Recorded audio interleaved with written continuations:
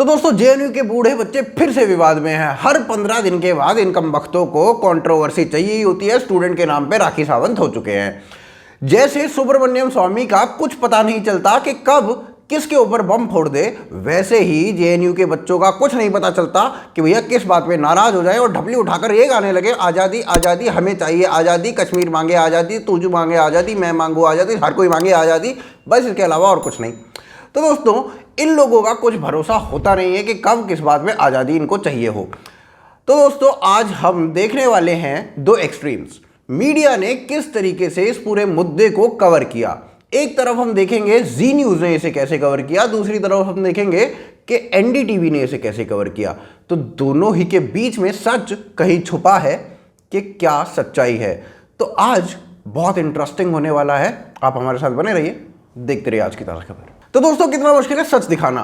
सच दिखा दो बात खत्म हो जाएगी, पर नहीं है भैया, हमें तो भोकाल मचाना, हमें प्रोपेगेंडा सेट करना। भोकाल नहीं मच पाता तो हमारे पेट में दर्द हो जाता। तो भैया ऐसा है कि ये बात तो फैक्ट है कि जेएनयू के हॉस्टल की फीस बढ़ी है। ट्विन शेयरिंग रूम जो पहले 2620 रुपये का था वो अब 26,500 रुपये का है। तो ये बात फैक्ट है। ऐसे ही एक कमरे की जो कीमत है वो दिल्ली यूनिवर्सिटी को 29,500 रुपये देनी पड़ती है, और ये बात भी फैक्ट है। पर अब देखते हैं कि इस बात को जी न्यूज़ ने कैसे कवर किया, और उसके बाद देखेंगे कि एनडीटीवी ने कैसे कवर किया। तो दोस्तों सबसे पहले देखते हैं जी न्यूज़ को। जवाहरलाल नेहरू यूनिवर्सिटी की तस्वीरें हैं, वहां के छात्रों की है। दिल्ली की सड़कों को आज 10 घंटे तक इन छात्रों ने एक तरीके से हाईजैक कर लिया था। इस वक्त गले में फंदा लगाए जिन छात्रों को आप देख रहे हैं, उन्हें असल में हॉस्टल के 300 रुपए महीने की फीस देने में परेशानी हो रही है। 26,500 हॉस्टल की 300 रुपए महीने की फीस नहीं देना चाहते। अच्छा। इसलिए इतना प्रदर्शन कर रहे हैं। बहुत बढ़िया। तो भैया महाशय सुधीर चौधरी साहब को ये लगता है कि जेएनयू की जो फीस है वो 10 रुपए से बढ़ाकर 300 रुपए कर दी गई है, और जिसकी वजह से सारी प्रॉब्लम ये लोग क्रिएट कर रहे हैं। मात्र 300 रुपए के लिए इतनी प्रॉब्लम्स क्रिएट की जा रही हैं, ऐसा कहना है जी न्यूज़ का। मगर ये सर्वथा सत्य नहीं है।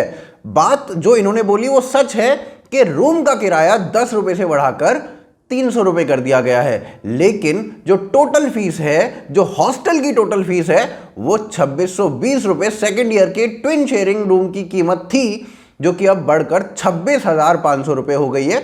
सच पूरा ये है। अब भैया कितना मुश्किल था ये बताना, पर भाई साहब को प्रोपेगेंडा चलाना है, भाई साहब को भोकाल मचाना, भाई साहब मचा रहे भोकाल। 300 रुपए कर करके भोकाल मचा दिया भैया। वहीं दूसरी ओर हमारी काली स्क्रीन वाले भाई साहब रोज टाई कोट पहनकर आ जाते हैं और रोज के रोज इसी पे ही चर्चा करते हैं जब से ये मुद्दा शुरू हुआ है।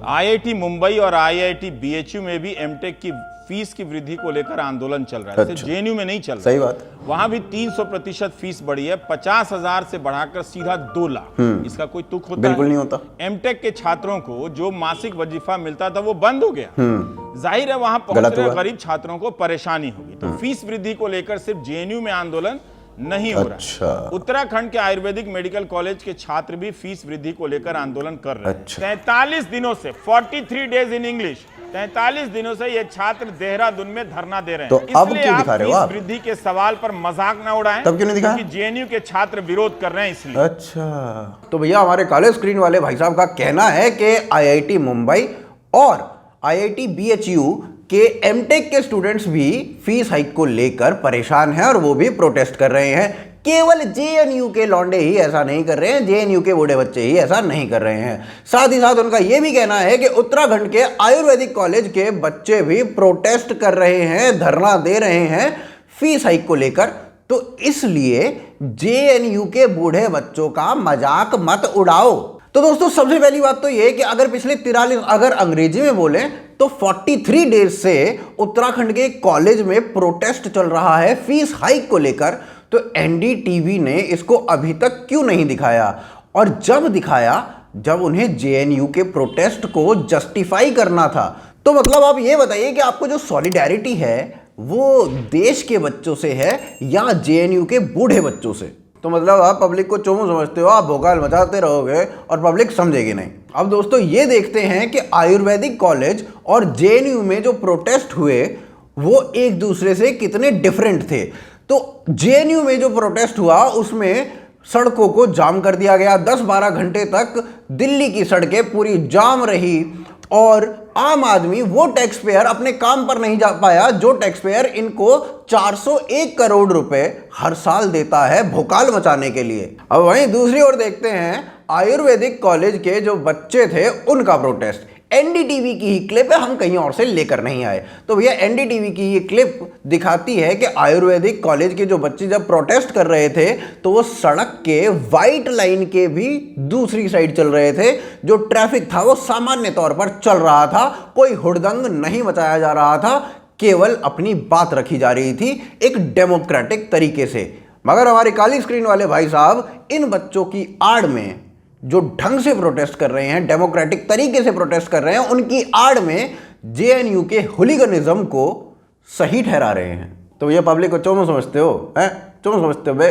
वहीं काली स्क्रीन वाले भैया ने आईआईटी मुंबई और आईआईटी बीएचयू की भी बात की। उन्होंने कहा कि यहां पर भी फीस हाइक को लेकर प्रोटेस्ट हो रहे हैं, केवल जेएनयू में नहीं हो रहे हैं, तो जेएनयू वालों को भी सपोर्ट करो, जेएनयू वालों का मजाक मत उड़ाओ। तो भाई साहब ये बताइए कि आईआईटी मुंबई या फिर आईआईटी बीएचयू में एक भी इंसिडेंट वेंडलिज्म का हुआ है क्या? वहां की दीवारों को कुछ इस तरीके से रंग दिया गया है, रंगारंग कार्यक्रम किए जा रहे हैं दीवारों के साथ? भाई साहब इतनी वेंडलिज्म की गई है, इतनी पब्लिक प्रॉपर्टी को बर्बाद किया गया है, मगर ये भाई साहब इन्हें जस्टिफाई कर रहे हैं और पब्लिक को चोमो समझ रहे हैं। अब चोमो समझते हो, चोमो समझते हो। और हाँ भैया ये बात तो जानना आपके लिए बेहद जरूरी है कि कोई अगर पब्लिक प्रॉपर्टी को जो कि 50 रुपए से ज्यादा की कीमत की होती है उसको अगर नुकसान पहुंचाता है तो उसको 2 साल की जेल का प्रावधान भारत के कॉन्स्टिट्यूशन के हिसाब से, भारत के इंडियन पीनल कोड के हिसाब से है। तो ऐसे क्रिमिनल्स को ये भाई साहब जस्टिफाई कर रहे हैं और पब्लिक को चोमो समझते हैं। ये चोमो समझते हो क्या? वहीं दूसरी ओर जेएनयू का अपना टीचर जो कि बीपी का मरीज था, जिसने एम्बुलेंस को बुलाया था ताकि एम्बुलेंस उसे हॉस्पिटल तक ले जाए, मगर जेएनयू के इन उपद्रवी बूढ़े बच्चों ने उनकी एम्बुलेंस को जाने नहीं दिया, जाने का रास्ता नहीं दिया। एक मरीज एम्बुलेंस में पड़ा हुआ तड़पता रहा कि भैया मुझे जाने दो, मगर ये उपद्रवी बूढ़े बच्चों ने उन्हें जाने नहीं दिया। और आप चाहते हो कि हम ऐसे उपद्रवी बूढ़े बच्चों को सपोर्ट करें? अब चोमो समझते हो क्या? चोमो समझते हो? और ये देखिए भैया अपनी ही टीचर को 10 घंटे से क्लास में बंद कर रखा है, ना जाने कब छोड़ा होगा। 10 घंटे से क्लास में बंद करके रखा हुआ है और सुना रहे हैं उन्हें ढपली पे गीत। तो भैया ऐसे उपद्रवी लोगों को जो अपनी ही टीचर को बंद कर लें, उनको सपोर्ट करने की बात कर रहे हो? चोमो समझते हो क्या? हैं? चोमो समझते हो? और भैया अब ये देखिए अपनी ही लेडी टीचर के कपड़े फाड़ रहे हैं ये जेएनयू के बूढ़े बच्चे। ऐसे बूढ़े बच्चों को जो अपनी महिला टीचर के कपड़े सरेआम फाड़ रहे हों, उनको आप सपोर्ट करने की बात कर रहे हैं? तो वाह भैया रवीश जी वाह, आप तो पब्लिक को सही में चोमो समझते हो, है ना? बहुत बढ़िया।